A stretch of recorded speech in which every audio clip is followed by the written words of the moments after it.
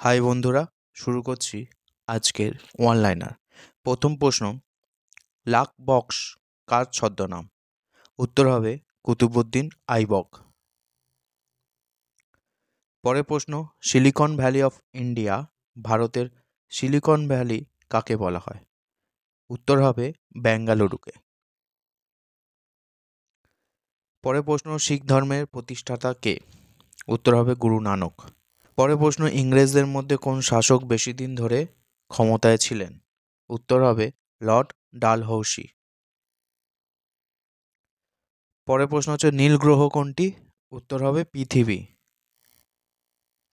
পরের প্রশ্ন, লাদাখের একমাত্র জাতীয় উদ্যানের নাম কি? উত্তর হবে হেমিস জাতীয় উদ্যান।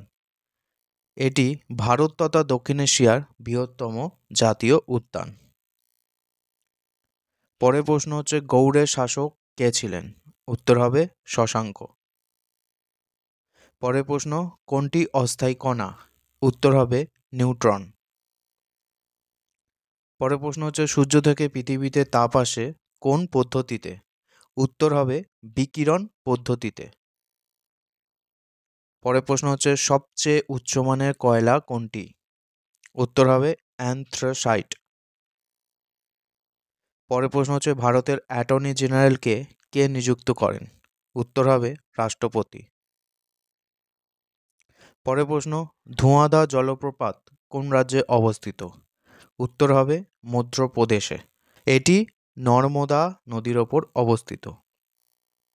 পরের প্রশ্ন, কোন গিরিপথ লেহ এবং কাশ্মীরকে যুক্ত করেছে? উত্তর হবে খাইবার গিরিপথ। পরের প্রশ্ন হচ্ছে, ভারতের বৃহত্তম আন্তর্জাতিক সমুদ্র বন্দর কোনটি? উত্তর হবে মুম্বাই।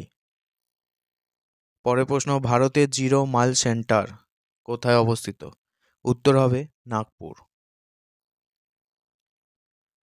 পরের প্রশ্ন হচ্ছে, জাতীয় কংগ্রেসের প্রথম অধিবেশনের সভাপতি কে ছিলেন? উত্তর হবে উমেশচন্দ্র ব্যানার্জি। পরের প্রশ্ন হচ্ছে, সংসদে প্রতি বছর কতবার অধিবেশন হয়? উত্তর হবে 3 বার। এই 3 বার কি কি? প্রথম হচ্ছে বাজেট অধিবেশন, যেটি হয় ফেব্রুয়ারি থেকে মে মাসের মধ্যে। তারপর হচ্ছে বর্ষাকালীন অধিবেশন, যেটি হয় জুলাই থেকে সেপ্টেম্বর। তারপরে হচ্ছে শীতকালীন অধিবেশন, যেটি হয় নভেম্বর থেকে ডিসেম্বর।